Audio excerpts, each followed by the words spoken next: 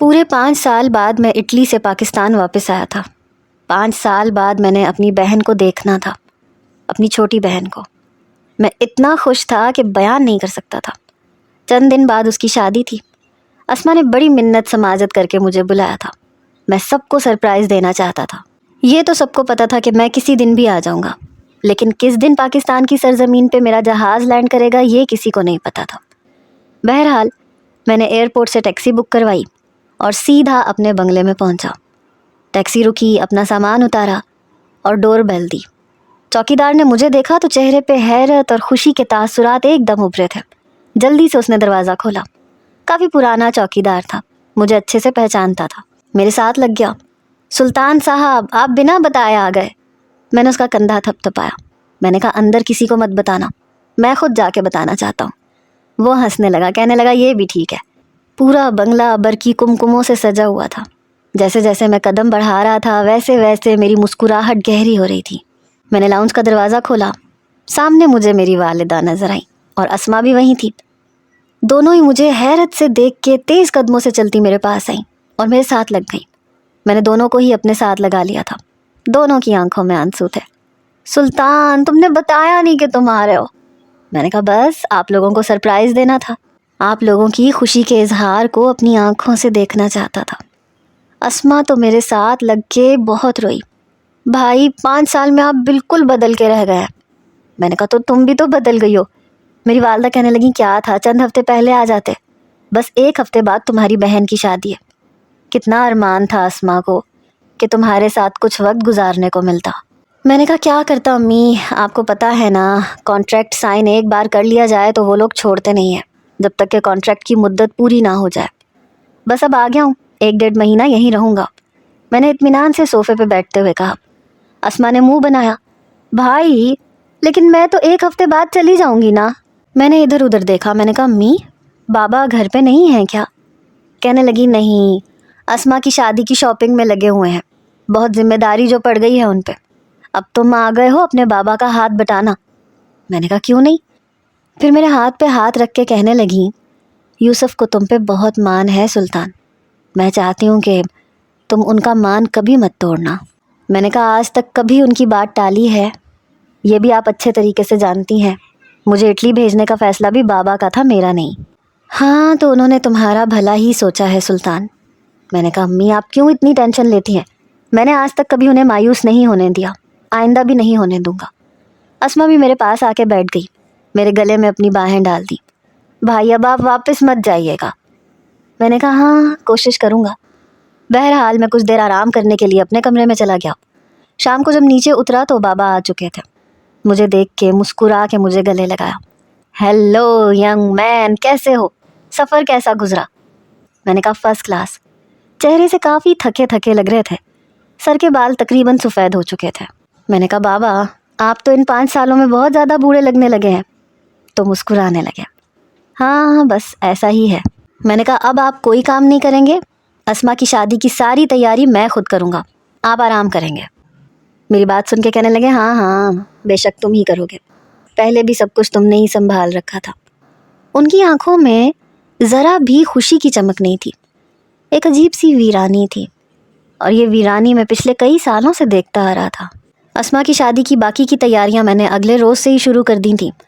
تقریباً سب کچھ تیار ہی تھا، باقی کا جو ارینجمنٹ تھا وہ میں خود دیکھ رہا تھا۔ میں نے نوٹ کیا تھا کہ بابا اس خوشی کے موقع پہ بھی بڑے پریشان اور الجھے سے تھے۔ کئی بار ان سے وجہ پوچھ چکا تھا، لیکن وہ وجہ نہیں بتاتے تھے، اور مجھے سمجھ میں نہیں آ رہا تھا کہ آخر وجہ کیا ہے، کیوں ہیں اتنے پریشان۔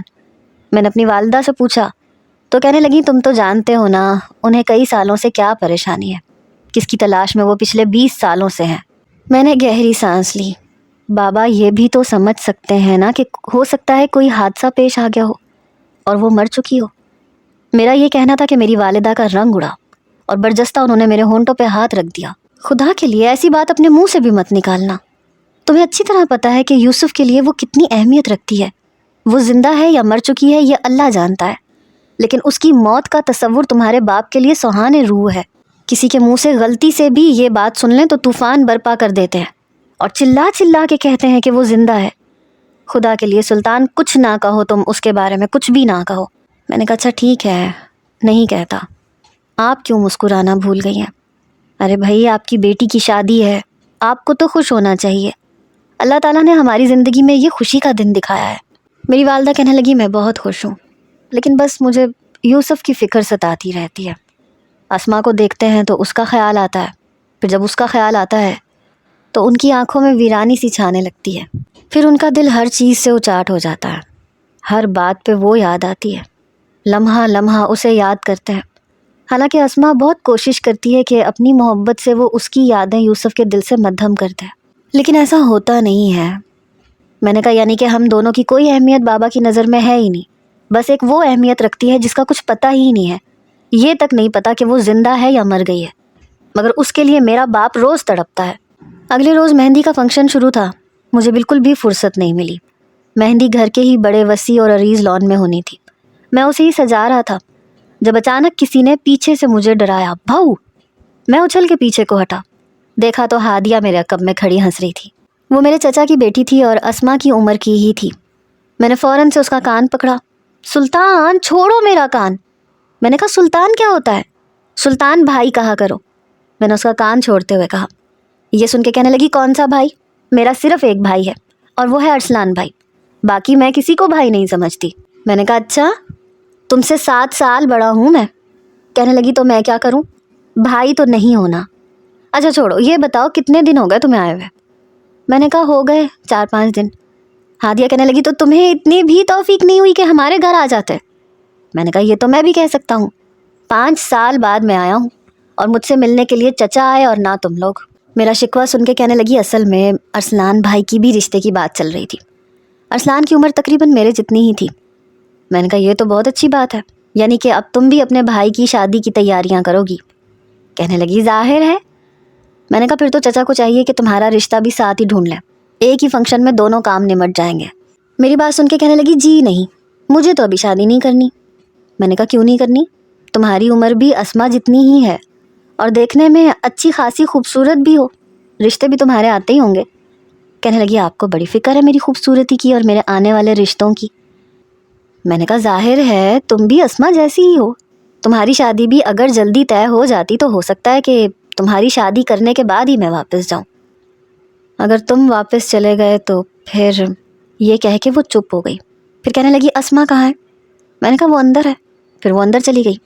مہندی پہ بھی میں مصروف ہی رہا کیونکہ بابا تو بس کچھ دیر ہی مہمانوں کے ساتھ بیٹھے، پھر طبیعت خرابی کا بہانہ بنا کے اپنے کمرے میں چلے گئے۔ سب کچھ مجھے اور امی کو ہی دیکھنا پڑا۔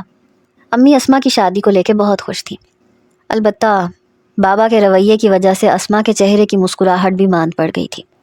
ٹھیک ہے، مہندی کے فنکشن میں اس طریقے سے شمولیت نہیں کر سکے جس طریقے سے ایک باپ کو کرنا چاہیے، اور یہ بات سب نے محسوس کی۔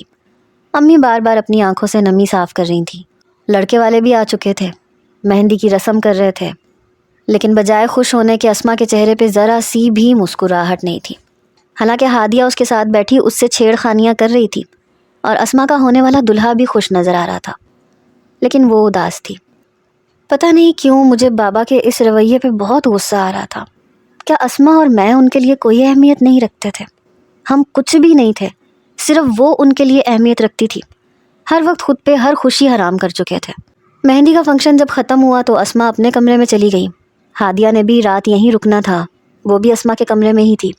میری والدہ اپنے کمرے میں چلی گئی۔ میں باہر لان کی ساری ارینجمنٹ اٹھوا کے رات کے 2 بجے اندر آیا تو اسما کے کمرے سے مجھے سسکیوں کی آوازیں آ رہی تھیں۔ میں اوپر کا زینہ چڑھنے کے بجائے اسما کے کمرے کے پاس آ گیا۔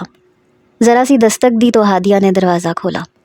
کہنے لگی آؤ نا سلطان، سمجھاؤ اپنی بہن کو، کب سے اسے کہہ رہی ہوں کہ تم کیوں رو رہی ہو، یہ تو خوشی کا موقع ہے۔ اسما نے جلدی سے اپنے آنسو صاف کیے۔ میں نے کہا یہ سوال تم اپنے تایا جی سے کیوں نہیں کرتی؟ شاید انہوں نے کبھی ہمیں اپنا سگا سمجھا ہی نہیں ہے۔ یہ کہہ کے میں اندر آیا اور اسما کے پاس بیٹھ کے اس کا ہاتھ اپنے دونوں ہاتھوں میں لے لیا۔ چپ کر جاؤ، کیوں رو رہی ہو؟ میں تو ہوں نا تمہارے پاس، اپنی خوشیوں کو خوشیوں کے طریقے سے ہی منانے کی کوشش کرو۔ لیکن وہ اپنا سر میرے کندھے پہ رکھ کے رونے لگی۔ بھائی، کیا بابا مجھے اپنی سگی بیٹی نہیں سمجھ سکتے؟ میں نے تو ہمیشہ انہیں اپنا سگا باپ ہی سمجھا ہے۔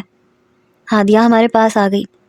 اسما، تم بہت زیادہ سوچ رہی ہو، ایسی کوئی بات نہیں ہے، تایا جی تم لوگوں کو اپنی ہی اولاد سمجھتے ہیں۔ میں نے کہا جانے بھی دو، اگر اپنی اولاد سمجھتے تو آج جو انہوں نے کیا ہے وہ نہ کرتے۔ اپنی اولاد وہ صرف زوہا کو سمجھتے ہیں، وہ نہ ہو کے بھی اس گھر میں ہر جگہ موجود ہے، اور ہم یہاں رہ کے بھی کہیں بھی نہیں ہے۔ میں نے اسما کا سر سہلاتے ہوئے کہا۔ ہادیہ کہنے لگی سلطان تم بھی شروع ہو گئے، بجائے یہ کہ تم اسما کو سمجھاؤ تم خود ایسی ویسی باتیں کر رہے ہو۔ میں نے کہا جو دکھ رہا ہے وہی بات کروں گا نا، میں نے ہمیشہ انہیں باپ کی طرح سمجھا ہے، عزت دی ہے، ان کی ہر ذمہ داری کو پورا کر رہا ہوں، لیکن پتہ نہیں کیوں وہ مجھے اپنا بیٹا سمجھتے ہی نہیں ہے۔ صرف زبان سے کہہ دینے سے ہم ان کی اولاد ہو بھی نہیں جاتے۔ کیا زوہا کی شادی ہوتی تو کیا وہ ایسا کرتے؟ کمرے میں خود کو بند کر کے بیٹھ جاتے، مہمانوں سے ملنے سے انکار کر دیتے؟ کیا وہ اپنی سگی بیٹی کی آنکھوں میں ایسے آنسو دیکھ سکتے تھے جیسے میری بہن سسکیوں سے رو رہی ہے؟ یقیناً وہ ایسا نہیں کرتے، اس کی خوشیاں خوشیوں کی طرح ہی مناتے۔ میں ابھی بات کر ہی رہا تھا جب میری والدہ کمرے میں آئی، وہ شاید میری باتیں سن چکی تھی، کہنے لگی تمہیں شرم نہیں آتی اپنے باپ کے لیے ایسی باتیں کرتے ہوئے؟ وہ دروازہ بند کر چکی تھی۔ میں نے کہا امی میں کیا کروں، وہ ہر موڑ پہ یہ احساس دلاتے ہیں کہ ہم ان کے سگے نہیں ہیں۔ کیا انہیں اسما کے آنسو نظر نہیں آتے؟ آپ مجھے بتائیں، کیا ہم نے ان کی بیٹی کو گم کیا ہے؟ ان کی بیوی ہی اپنی بیٹی کو اٹھا کے لے گئی اور پتہ نہیں کہاں چلی گئی۔ آپ ان کی زندگی میں بعد میں آئی تھی، میں بھی ان کی زندگی میں بعد میں آیا تھا، تب جب وہ زوہا ان کی زندگی میں کہیں نہیں تھی۔ اگر انہیں زوہا کا ہی سوگ ساری زندگی منانا تھا تو پھر آپ سے شادی کیوں کی؟ کیوں یہ کہا کہ وہ آپ کے بچوں کو اپنا بچہ سمجھیں گے؟ ساری زندگی آپ مجھے یہ سمجھاتی رہیں کہ یہ تمہارے سگے بابا جیسا ہے۔ خبردار جو کبھی تم نے ان کے خلاف چلنے کی کوشش کی، ورنہ مجھ سے برا کوئی نہیں ہوگا۔ اور میں آپ کی ہر بات پہ سر خم کرتا چلا آیا۔ انہوں نے کہا تم اٹلی جاؤ گے، باقی کی تعلیم وہاں جا کے مکمل کرو گے، جاب کرو گے، اور میں چلا گیا آپ کو چھوڑ کے، اپنی بہن کو چھوڑ کے، اور اب وہ شادی کر کے مجھ سے بہت دور جا رہی ہے۔ کیا میرا دل نہیں چاہتا کہ میں آپ کے ساتھ اور اسما کے ساتھ وقت گزاروں؟ وہ کیوں اس لڑکی کو بھول نہیں جاتے؟ کتنا تلاش کریں گے اسے؟ کتنے سالوں سے میں انہیں زوہا کو تلاش کرتے ہوئے دیکھ رہا ہوں، نہ وہ ملتی ہے نہ ان کے دل و دماغ سے ہٹتی ہے۔ مجھے غائبانہ اس لڑکی سے چڑ اور نفرت محسوس ہونے لگتی ہے صرف بابا کے رویے کی وجہ سے۔ میری والدہ کہنے لگیں بس چپ ہو جاؤ، گھر میں کتنی خاموشی ہے، تمہاری آواز کہاں تک جا رہی ہے تمہیں اندازہ ہے؟ اگر یوسف نے سن لیا تو جانتے ہو نا، وہ سمجھیں گے کہ ہمیں ان کی بیٹی سے نفرت ہے۔ میں نے کہا ہاں ٹھیک ہے، پھر آپ اسما کو سمجھائیں، کوئی ضرورت نہیں ہے اسے رونے کی۔ بابا کی طرف سے یہ بھی اپنا دل سخت کر لے، کیونکہ ان کا دل صرف اپنی بیٹی کے لیے نرم ہے، ہم دونوں کے لیے نہیں ہے۔ میری والدہ کہنے لگی زبان سنبھال کے بات کرو سلطان، انہوں نے کیا کچھ نہیں کیا تم لوگوں کے لیے؟ تم لوگ اچھے اسکولوں میں پڑھے ہو، اچھی تعلیم حاصل کی ہے، ہر آسائش تم لوگوں کو ملی ہے۔ میں نے کہا تو بدلے میں نے بھی تو ان کی کسی بات کو کبھی رد نہیں کیا۔ میری والدہ کہنے لگی پھر بھی ان کا تم پہ احسان ہے، اور میں تو خود دعا کرتی ہوں کہ ان کی بیٹی انہیں مل جائے تاکہ انہیں بھی سکون مل جائے۔ انہوں نے میری ممتا کو، میری گود کو اجاڑا نہیں، چاہتے تو منع کر دیتے، تم دونوں کو قبول ہی نہ کرتے۔ پھر جانتے ہو نا کہ تم لوگوں کی زندگی کیا ہوتی۔ تمہارے ماموں اور ممانی کے گھر پہ کتنی تنگی تھی، ان کے گھر پہ 2 وقت کی روٹی بھی پیٹ بھر کے نصیب نہیں ہوتی تھی، اور یہاں پہ سب کچھ ہے۔ تم لوگ بھی خدا کا شکر ادا کرو کہ اس شخص نے تم لوگوں کو کسی چیز کی کمی نہیں دی۔ میں نے کہا ہاں انہوں نے کمی نہیں دی، چیزوں کی کوئی کمی نہیں دی، لیکن محبت کی کمی ضرور دی ہے۔ میری بات سن کے میری والدہ کہنے لگی چپ ہو جاؤ خدا کے لیے، چلو جاؤ اپنے کمرے میں، اسما کو میں خود سنبھال لوں گی۔ میں کمرے سے نکل کے اوپر آ گیا۔ میں 12 سال کا تھا، اسما 5 سال کی تھی جب میرے والد کا انتقال ہوا تھا۔ ہم دونوں ماموں کے گھر اپنی والدہ کے ساتھ چلے گئے، کیونکہ ہمارے ددیال والوں نے ہم لوگوں کو گھر سے نکال دیا تھا، اور ماموں ممانی کا رویہ ہمارے ساتھ اچھا نہیں تھا۔ اسما تو امی کے ساتھ رہتی تھی، لیکن ممانی میرے پیچھے پڑی رہتی تھی۔ وجہ یہ تھی کہ ان کا اپنا کوئی بیٹا نہیں تھا، صرف 3 بیٹیاں تھیں، اور انہیں شاید یہ لگتا تھا کہ اگر ہم انہی کے گھر پہ رہ گئے تو ماموں کا سب کچھ میرا ہو جائے گا اور ان کی بیٹیاں ان کی جائیداد سے بے دخل ہو جائیں گی۔ بہت مارتی تھیں وہ مجھے، اور میری والدہ بجائے انہیں کچھ کہنے کے مجھے ہی الٹا ڈانٹتی تھی کہ تمہاری ہی کوئی غلطی ہوگی، حالانکہ میری کوئی غلطی نہیں ہوتی تھی، پھر بھی میں مار کھاتا تھا۔ بہرحال انہی دنوں میری والدہ کے لیے یوسف انکل کا رشتہ آیا۔ ان کی اپنی بیوی سے نہیں بنتی تھی، اس لیے انہوں نے اپنی بیوی کو طلاق دے دی تھی۔ البتہ وہ اپنی بیٹی سے بہت محبت کرتے تھے، لیکن ان کی بیوی جاتے جاتے اپنی بیٹی کو ساتھ لے گئی۔ وہ کہاں گئی کہاں نہیں کسی کو کچھ نہیں پتہ چلا۔ یوسف انکل نے اپنی بیٹی کو ڈھونڈنے کی جتنی کوشش کرنی تھی وہ کی، لیکن نہ تو ان کی بیوی کا کچھ پتہ چلا اور نہ بیٹی کا۔ انہوں نے میری والدہ سے شادی تو کی، ہم دونوں کو رکھنے کے لیے بھی راضی ہو گئے اور پیار بھی کرتے تھے، ہمارے سارے اخراجات بھی اٹھاتے تھے، لیکن وہ اپنی بیٹی کو نہیں بھول پائے۔ میں نے جیسے ہی انٹر کیا مجھے انہوں نے بیرون ملک بھیج دیا کہ اٹلی جا کے اپنی باقی کی تعلیم مکمل کرو اور جاب بھی کرو، تمہارے پاس کاروبار کا تجربہ ہونا چاہیے۔ حالانکہ میں جانا نہیں چاہتا تھا، لیکن شاید ان کی بیٹی یہاں نہیں تھی، اس لیے مجھے یہ محسوس ہوتا تھا کہ شاید اس لیے میں ان سے برداشت نہیں ہوا۔ لیکن امی کہتی تھیں کہ ایسا کچھ نہیں ہے، وہ تمہارا مستقبل اچھا بنانا چاہتے ہیں، اور شاید ایسا ہی تھا۔ بظاہر انہوں نے کبھی مجھے کچھ نہیں کہا تھا، میرے منہ پہ کبھی تھپڑ نہیں مارا، مجھے کبھی نہیں ڈانٹا، نہ ہی اسما کے ساتھ کوئی برا رویہ رکھا، میری ماں کے ساتھ بھی کبھی کوئی برا رویہ نہیں رکھا تھا، لیکن وہ ہر وقت اسے یاد کرتے رہتے تھے۔ وہ ہوتی تو یوں مسکراتی، وہ بہت خوبصورت تھی، بہت پیاری تھی، پتہ نہیں اب کہاں ہوگی، اب کیسی لگتی ہوگی، اب تو بڑی ہو گئی ہوگی۔ پتہ نہیں کہاں رکھا ہے اس عورت نے میری بیٹی کو، وہ پاگل عورت میری بیٹی کو پتہ نہیں کہیں مار ہی نہ دے۔ جب ان کے دل میں ہول اٹھتے تھے تو انہیں سنبھالنا مشکل ہو جاتا تھا، بہت روتے تھے، بیمار پڑ جاتے تھے، اور نیند میں بھی بے حال ہو کے زوہا کو پکار کے اٹھ بیٹھتے تھے۔ میں نے کئی بار انہیں پھوٹ پھوٹ کے روتے دیکھا تھا۔ میری والدہ ہر وقت انہیں سنبھالتی رہتی، بار بار کہتی کہ آپ اسما کو اپنی بیٹی سمجھا کریں، آپ کو اس کے اندر بھی زوہا نظر آئے گی، لیکن ایسا ہو نہیں سکا۔ حالانکہ میں نے اور میری والدہ نے اور بہن نے یوسف صاحب کے ہر رشتے کو اپنا سمجھا۔ ہادیہ انہی کے بھائی کی بیٹی تھی، اور بچپن سے ہی ہادیہ کے والد کو میں نے کبھی انکل نہیں کہا، چچا کہا، اس کی ماں کو چچی کہا۔ وہ دونوں بھی عادت کے بہت اچھے تھے۔ ان کے بیٹے ارسلان نے بھی میرے ساتھ ہمیشہ دوستوں والا رویہ رکھا، اور ہادیہ بھی اچھی تھی، لیکن یوسف صاحب کے دل میں میری اور اسما کی وہ جگہ نہیں بن پائی جو ان کی سگی بیٹی زوہا کی تھی۔ بہرحال شادی کا دن بھی آ گیا، اور یوسف صاحب کے رویے میں کوئی فرق نہیں آیا۔ مہمانوں کے بیچ میں بھی وہ غائب دماغ ہی تھے، ایسا لگتا تھا جیسے ان کی آنکھوں میں کوئی انتظار ہے، جیسے ان کی بیٹی کبھی بھی ان کے سامنے آ جائے گی۔ بارات پہ زبردستی میں نے انہیں اپنے ساتھ رکھا، انہیں گھر جانے ہی نہیں دیا۔ وہ بار بار کہتے رہے کہ میری طبیعت ٹھیک نہیں ہے۔ میں نے کہا نہیں بابا، آپ یہیں رکیں گے، سب لوگ آپ کا پوچھتے ہیں، کب تک میں اور امی بہانے بناتے رہیں گے۔ اسما کی رخصتی بھی ہو گئی، اگلے دن ولیمے کا فنکشن بھی ہو گیا، گھر بالکل سونا سونا سا ہو گیا تھا۔ میں یوسف صاحب کی کمپنی جوائن کر چکا تھا، وہاں جاتا تھا، کام کو دیکھ رہا تھا، بس 2 مہینے لگے تھے، مجھے سب کچھ سمجھ میں آ گیا تھا۔ پھر میں نے ان سے کہا کہ بابا آپ چاہیں تو گھر میں آرام کر لیا کریں، میں سب کچھ دیکھ لوں گا۔ وقت گزرنے لگا، 6 ماہ گزر گئے، سارا کام میرے ذمے آ چکا تھا۔ میری والدہ ان دنوں میرے لیے رشتہ دیکھ رہی تھیں۔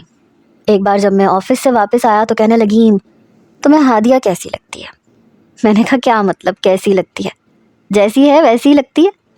میری والدہ کہنے لگی میں شادی کے حوالے سے پوچھ رہی ہوں۔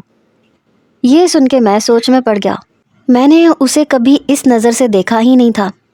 میں نے کہا امی اچھی ہے، اچھی لگتی ہے، ٹھیک ہے، لیکن میں نے کبھی اسے اس نظر سے نہیں دیکھا، اور کیا خبر چچا کبھی بھی نہ مانے۔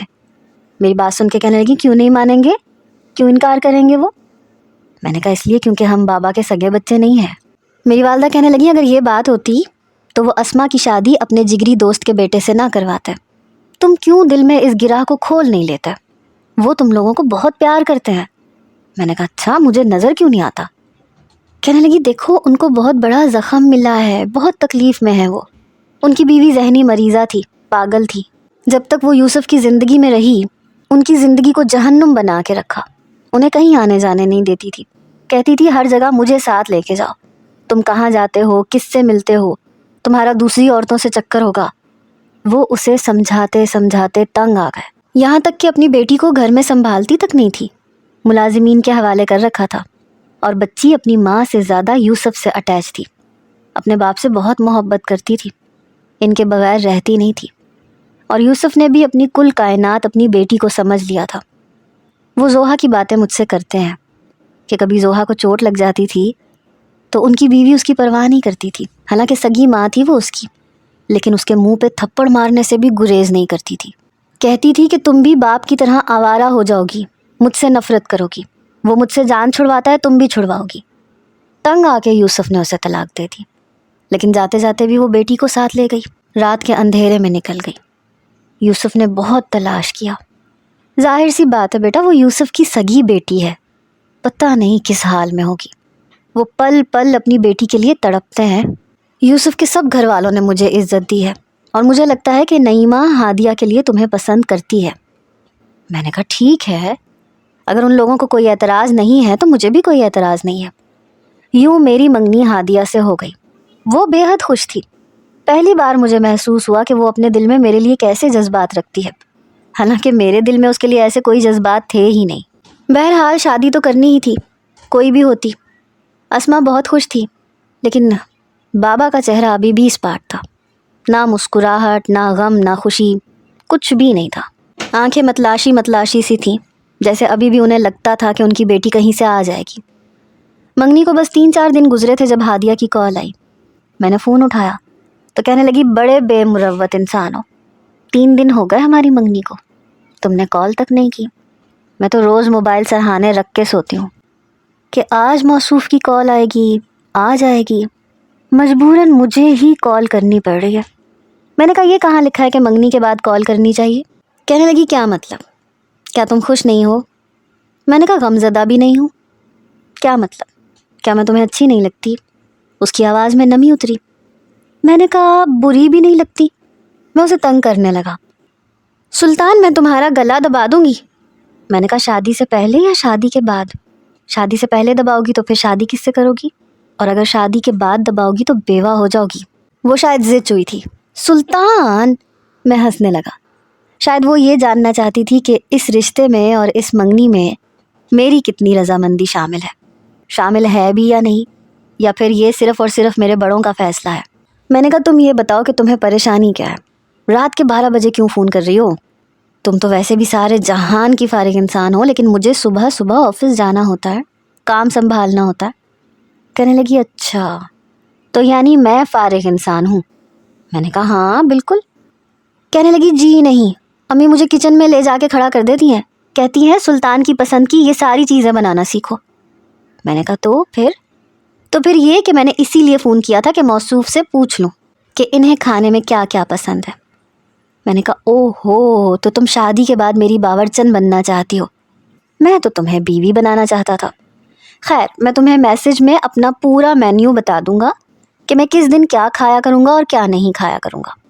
اچھا یہ بتاؤ کہ صرف باورچن ہی بننے کا ارادہ ہے یا دھوبن بن کے میرے کپڑے بھی دھو دیا کرو گی، استری کر دیا کرو گی، یا ملازمہ بن کے میرے کمرے کی صفائی بھی کر دیا کرو گی؟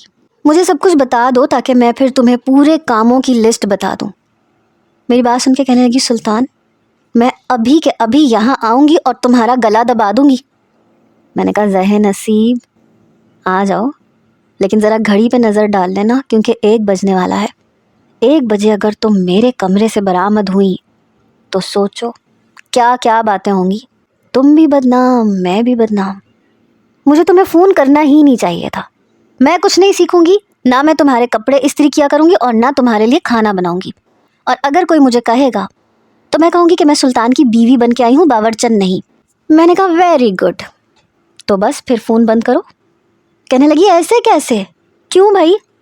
میں نے کہا ساری باتیں ہو تو گئی تمہارا سارا مسئلہ میں نے حل کر دیا اور اب تو مجھے نیند آ رہی ہے۔